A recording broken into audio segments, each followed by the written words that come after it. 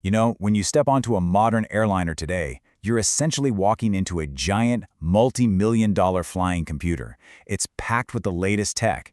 And yet, when the pilot keys the mic to talk to air traffic control, they are relying on analog technology that literally dates back to the 1920s. It's wild, right? Today in this explainer, we're diving into an engineering report that unpacks this incredible aviation radio mystery, and we'll see exactly why this century-old tech is still absolutely critical in our skies. It really does make you stop and wonder. I mean, we live in a 5G world, we have encrypted, high-speed digital data streams in our pockets, so why on earth does the International Civil Aviation Organization still strictly mandate such an ancient communication standard? Well, to figure out why this old tech is seemingly irreplaceable, we really have to look at the unforgiving physics and the totally unique, high-stakes environment of aviation. The contrast is just fascinating. Down here on the ground, we rely on these robust, high-bandwidth digital networks for everything. But up in the sky, the rules change. For civil aviation, we have the VHF airband. From 118 to 137 MHz, global aviation relies entirely on analog amplitude modulation, or AM. And as you'll see, this isn't just because the industry is slow to update. It is a very deliberate, strategic choice. So just as a quick refresher on what amplitude modulation actually is, it's a continuous wave technique. Think of it like this. The pilot speaks, and their voice simply changes the instantaneous height or the amplitude of a continuous carrier wave. The frequency itself doesn't change at all, just the height.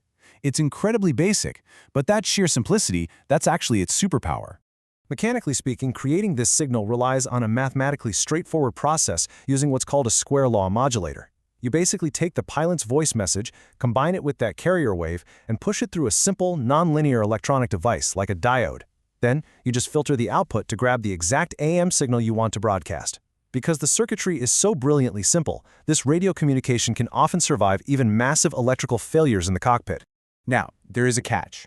The real balancing act here is managing something called the modulation index. Basically, that's how strongly the voice signal actually alters the carrier wave. The golden rule, like absolutely do not break this rule, is keeping that index strictly below 1. Usually they aim for an 80 to 90% operating mode. Because if you push it past 1, you trigger overmodulation. And that causes splatter. Basically, your transmission violently bleeds over into the surrounding radio channels, causing total chaos in a busy airspace. And speaking of busy airspace, we've got to talk about bandwidth. Pilots don't need to broadcast high-fidelity symphonies, right? They just need to clearly understand words. So the maximum audio frequency is capped at just 3 kHz. Because of that, a standard AM radio channel only needs a tiny 6 kHz of bandwidth total. This incredibly narrow footprint is absolutely vital. It lets us slice up the VHF band into hundreds of distinct, highly controlled channels to handle massive amounts of global air traffic.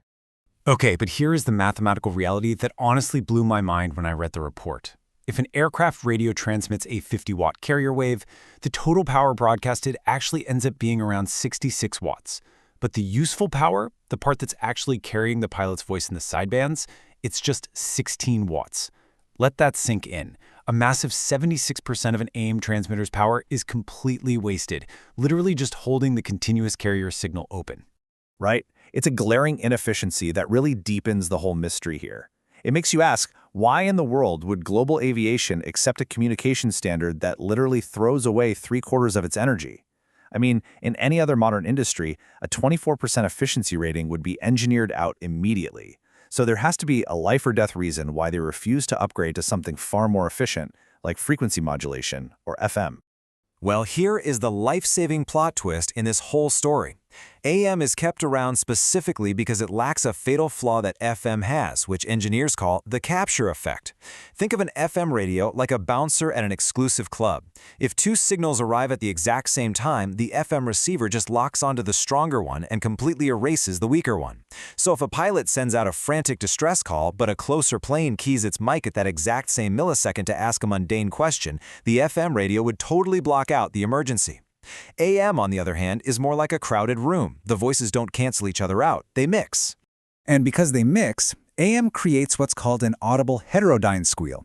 When 2 pilots talk at once on the same AM frequency, their signals physically collide and create this highly noticeable, piercing squeal in the air traffic controller's headset. Instead of silently erasing someone in danger, it acts as an automatic, non-negotiable safety alarm. The controller instantly knows 2 pilots are stepping on each other. It's a pretty ugly noise, but that ugly noise literally saves lives. And as an added bonus, AM naturally provides Doppler shift immunity. We all know jets move at incredible speeds, and that speed creates massive Doppler shifts in the radio frequencies bouncing around up there. Because FM systems rely entirely on frequency variations to carry a voice, they are super sensitive to those fast-moving shifts, which causes dangerous communication errors. But since AM relies strictly on signal height, amplitude, it is perfectly immune to these high-speed frequency changes. Which brings us to a fantastic bit of irony. This 1920s technology is so undeniably critical for safety that it's actually dictating the design of the most futuristic aircraft flying today. If massive, cutting-edge drones like the MQ-9 Reaper or the Global Hawk want to safely share civil airspace, they are forced to integrate old-school AM VHF radios. They have to use them to talk to ATC, monitor local airport traffic, and even act as high-altitude radio relays over mountains. Even our most advanced drones have to speak the analog language of the sky. So how do we handle this moving forward without constantly installing bulky retro hardware into modern cockpits? The engineering bridge here is the software-defined radio, or SDR. SDRs are brilliant. A single sleek unit can digitally generate and receive that mandatory legacy analog AM voice while at the exact same time handling modern digital data links and telemetry. It handles the whole shebang through software, bridging a century of technology in one device. Bringing it all together, the engineering report summarizes this perfectly, noting that while AM is incredibly power inefficient, the trade-off is absolutely justified by the critical need to detect simultaneous transmissions. It completely changes your perspective on progress, doesn't it? To realize that the supposed flaws of 100-year-old technology, the terrible inefficiency, the noisy mixing, the bare-bones simplicity, are exactly the features keeping our crowded skies safe today. So next time you fly, I leave you with this.